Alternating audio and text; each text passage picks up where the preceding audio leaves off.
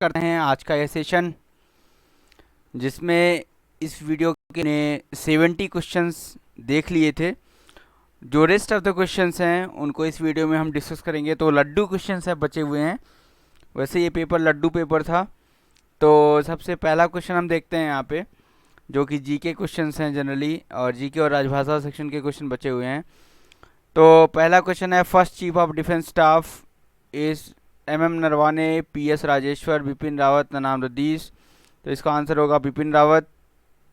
General Bipin Rawat जो है India के सबसे पहले चीफ ऑफ डिफेंस स्टाफ थे, जिनकी अभी हाल ही में मृत्यु हो गई।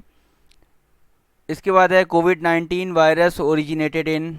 तो सबको पता है, यूनिवर्सल ट्रूथ है ये, कि चाइना ही हो सकता है ऐसा जहाँ से ये वायरस ओरिजिनेट हुआ है। Guwahati is situated on the banks of river Ganges, Brahmaputra, Teesta, Indus. तो इसका आंसर होगा ब्रह्मपुत्रा। ठीक है। ब्रह्मपुत्रा के बारे में काफ़ी इम्पोर्टेंट इन्फॉर्मेशन यह हो सकती है कि एक बोगीबील ब्रिज जो है वह ब्रह्मपुत्रा रिवर पर है, बोगीबील ब्रिज। तो प्लीज़ इसको याद रखिएगा। और अगर हम बात करें बोगीबील ब्रिज की, तो ये जो है बेसिकली आसाम के दो डिस्ट्रिक्ट जो हैं, धेमाजी डिस्ट्रिक्ट और डिब्रूगढ़ डिस्ट्रिक्ट, इनको जोड़ता है। और यह जो है longest rail cum road bridge है इंडिया का, जिसका लेंथ जो है वह 4.94 किलोमीटर है। ठीक है, तो इसको ध्यान रखिएगा। इसके अलावा अगर हम बात करें तो यह एशिया का जो है overall second longest rail cum road bridge है।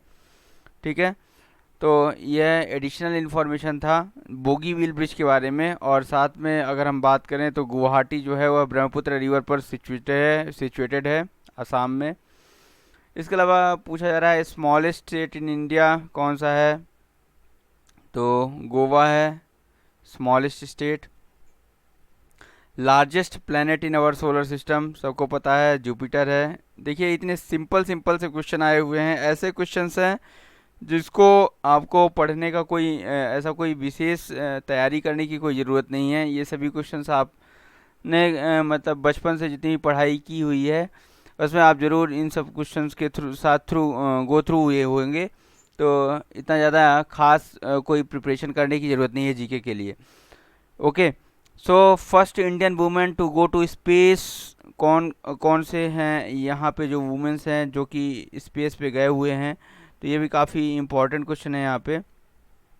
अगर हम बात करें यहाँ पे तो कल्पना चावला ऑप्शन दिया हुआ, इंदिरा नूई दिया है, चंदा कोचर और नन ऑफ दीज। तो अभी तक जो अगर यहाँ पे जितना भी इंडियन फीमेल एस्ट्रोनॉट्स जो कि स्पेस तक गए हुए हैं वह 3 इंडियन फीमेल एस्ट्रोनॉट्स हैं।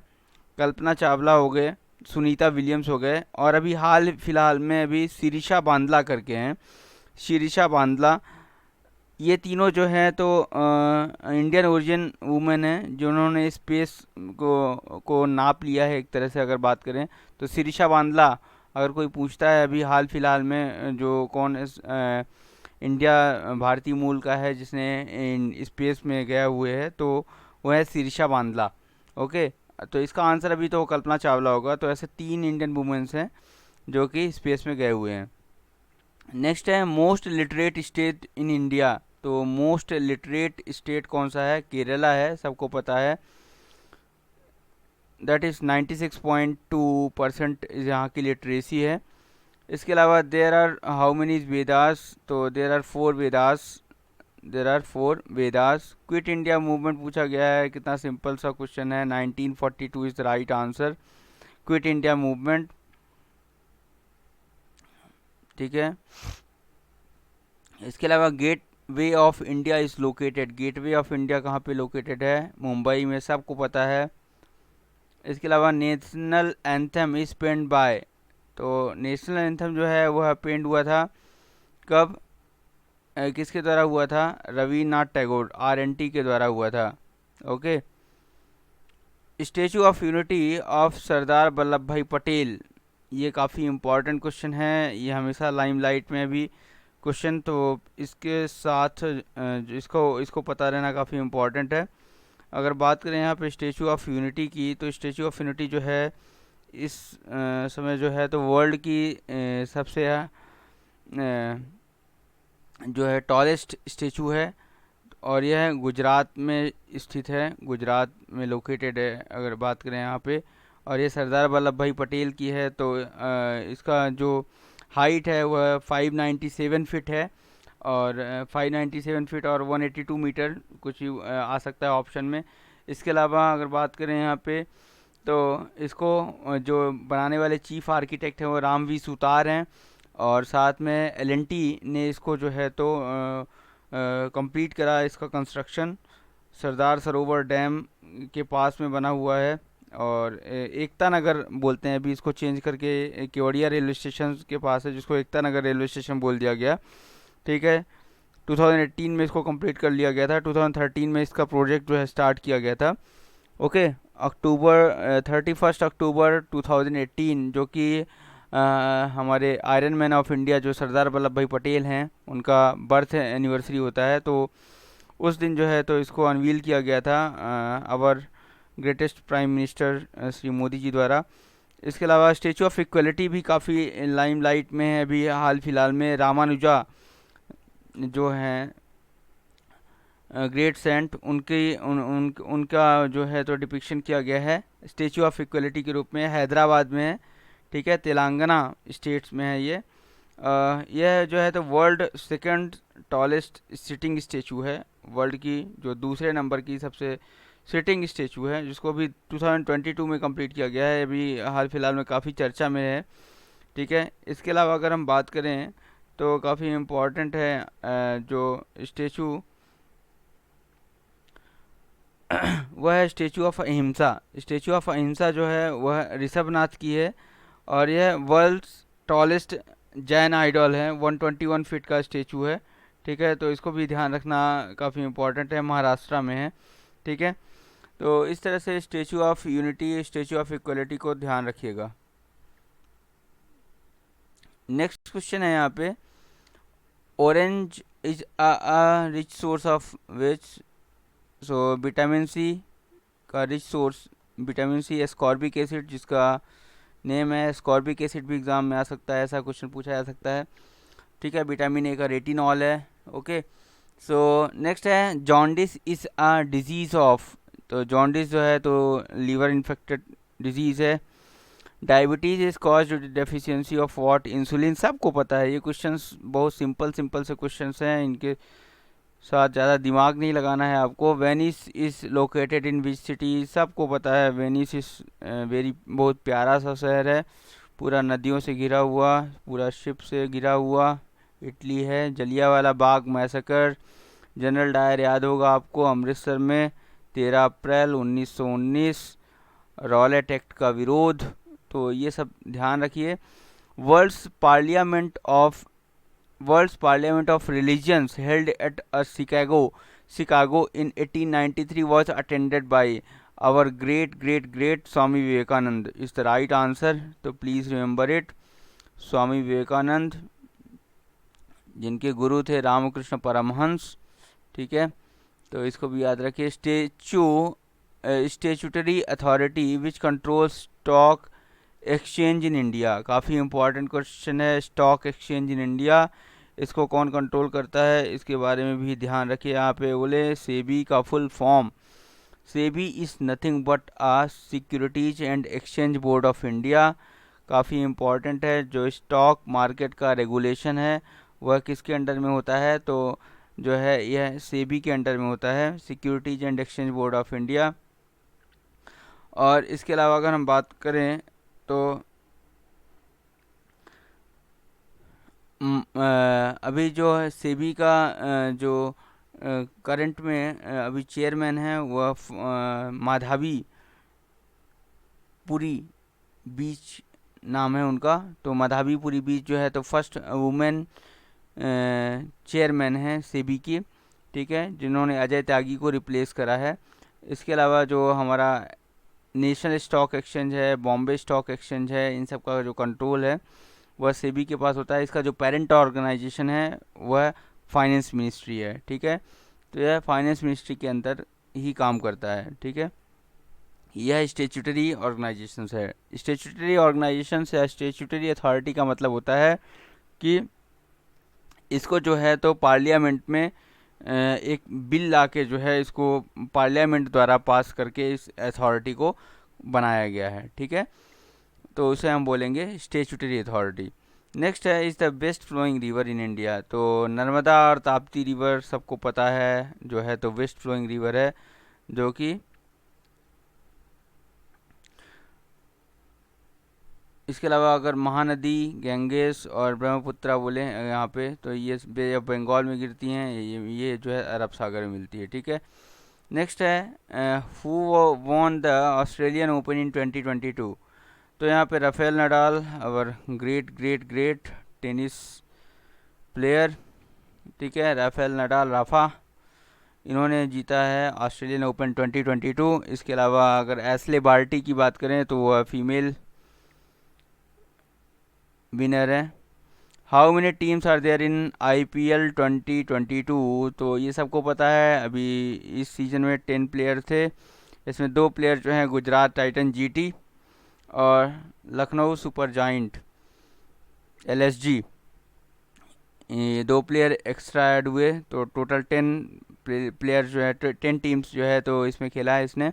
काजीरंगा नेशनल पार्क सबको पता है, आसाम में है, बचपन से पढ़ते आ रहे हैं इसको। What is the tenure of members of Rajya Sabha. कितना सिंपल सिंपल सा क्वेश्चन है, 6 ईयर्स है इसका tenure. National Academy of Indian Railway NAIR is located at where.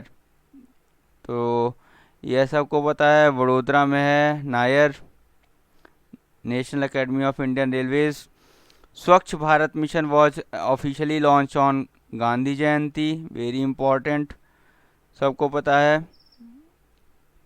इसका फेज़ 2 अभी स्टार्ट है। नेक्स्ट है sunlight is a excellent source of. Vitamin D का एक्सीलेंट सोर्स है सनलाइट। विटामिन डी की कमी से रिकेट्स हो जाता है, सबको पता है। India shares the longest international boundary with Bangladesh, 4096 kilometre का जो है लॉन्गेस्ट बाउंड्री शेयर करता है इंडिया बांग्लादेश के साथ, तो इसे भी ध्यान रखना काफ़ी इंपॉर्टेंट है। India won the recently concluded ICC Under-19 Men's Cricket World Cup 2022, defeating which country? Australia, south Africa, England, New Zealand. तो इंग्लैंड को हराया था इंडिया ने।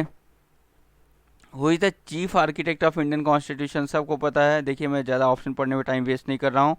डॉक्टर BR अम्बेडकर जो है हमारे चीफ आर्किटेक्ट हैं, ठीक है। नेक्स्ट है ब्लॉक 2 क्वेश्चन 1012 110 काफ़ी इंपॉर्टेंट है। तो 101 है with a view to implement official language policy India है, how many regions in India divided. ये हर बार क्वेश्चन आता है, पता नहीं क्यों आता है। 3 का क्षेत्र, खा क्षेत्र, गा क्षेत्र, ओके। नेक्स्ट है how many Hindi courses are prescribed for central government employees. तो सेंट्रल गवर्नमेंट एम्प्लॉयज़ के लिए जो है टोटल 3 हिंदी कोर्सेस लॉन्च किए गए हैं, ठीक है। प्रबोध, प्रवीण, प्रज्ञा, जो कि अगला ऑप्शन में दिया हुआ है। एक और कोर्स पारंगत है, उसको जो है तो लॉन्च किया गया था उसको, जिससे कि सेंट्रल गवर्नमेंट एम्प्लॉयज़ जो हैं तो फुली ऑफिशियल वर्क्स अपना फुली फंक्शनल कर सकें। Which elementary Hindi course is prescribed in central government employ. Prabodh, Praveen, Pragya. तो elementary Hindi course is Prabodh. There are dash dash language listed in the 7 schedules of Indian constitution. There are 22, initial में 14 थे, 8 जोड़े गए। 21st constitution amendment, 71 constitution amendment and 92 constitutional amendment के तहत ये 3 constitutional amendment हुए और टोटल 8 लैंग्वेज को ऐड किया गया, okay. Which are the foreign language, सबको पता है 8th शेड्यूल में हमारे फॉरेन लैंग्वेज जो है वह नेपाली है, okay. All name plates, sign boards, letter heads and other items of stationery, written, printed or inscribed for use in any central government office shall be in Hindi English Hindi और English Hindi and English, तो इसका answer होगा Hindi and English. Next है any application appeal और representation submitted by an employee in Hindi shall be replied in, अगर कोई चीज़ हिंदी में दी जा रही है यहाँ पे तो उसका रिप्लाई भी कैसा देना चाहिए, हिंदी में ही देना चाहिए। ओके। नेक्स्ट है 108 award is given for writing book on Hindi poems, Hindi poems के लिए मैथिली शरण गुप्त अवार्ड जो है दिया जाता है। ओके। राजभाषा दिवस कब मनाया जाता है, तो अब राजभाषा दिवस 14 सितंबर को मनाया जाता है। वर्ल्ड हिंदी डे जो है 10 जनवरी को मनाया जाता है। ओके। नेक्स्ट है communication from a central government office to any person in a state oblique union territory of region B, region B Gujarat Maharashtra Punjab आते हैं, तो मे बी, तो कम्युनिकेशन जो हो सकता है वह हिंदी और इंग्लिश किसी में भी हो सकता है। ओके। रीजन बी के साथ जो कम्युनिकेशन होगा वह हिंदी और इंग्लिश। तो इस तरह से टोटल 110 क्वेश्चंस हमने इस पेपर के फिनिश किया और इसको हमने 3 वीडियोस में डिपिक्ट किया है। तो प्लीज़ अगर कोई भी क्वेश्चंस में कोई भी समस्या है तो प्लीज़ वीडियो के साथ गो थ्रू होइएगा, और वीडियो अगर अच्छा लगे तो प्लीज़ वीडियो को लाइक करें, अगर चैनल पर नए हैं तो चैनल को सब्सक्राइब करें, और अगर कोई भी एरर आपको नोटिस होती है मेरे द्वारा जो भी आंसर किया गया है तो उसको प्लीज़ कमेंट बॉक्स में ज़रूर कमेंट करें, जिससे कि और भी जो व्यूअर्स हैं हमारे उनको भी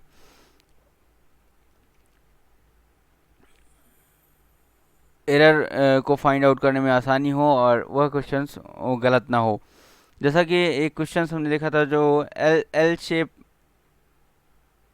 रोस्टर से रिलेटेड था, तो उसका आंसर जो है वो 14 होगा, उसका आंसर क्या होगा 14। ठीक है, तो प्लीज़ इसको ध्यान रखिएगा। इसके अलावा और भी अगर आपके पास कोई पेपर है और उसका सॉल्यूशन आप चाहते हैं तो उस केस में वह पेपर जो है हमें ये L shape roster is applicable when total cadre strength is less than, तो इसके लिए सॉरी, यह जो इसका आंसर होगा 14 होगा। ठीक है, 13, 14, 15, 16 दिया हुआ है, तो ये एल शेप रोस्टर एप्लीकेबल होता है। अगर टोटल कैडर स्ट्रेंथ जो है वो लेस देन 14 है तो इस केस में वह एल शेप रोस्टर एप्लीकेबल होता है। ठीक है, तो प्लीज़ अगर आपके पास कोई पेपर है तो उसे जितेंद्र JEETENDRA जितेंद्र 0108@gmail.com पे सेंड करें, उसका आंसर जो है हम प्रिपेयर करने की कोशिश करेंगे with detailed explanation. Okay, so thanks for watching this video, have a nice day, till then have good luck.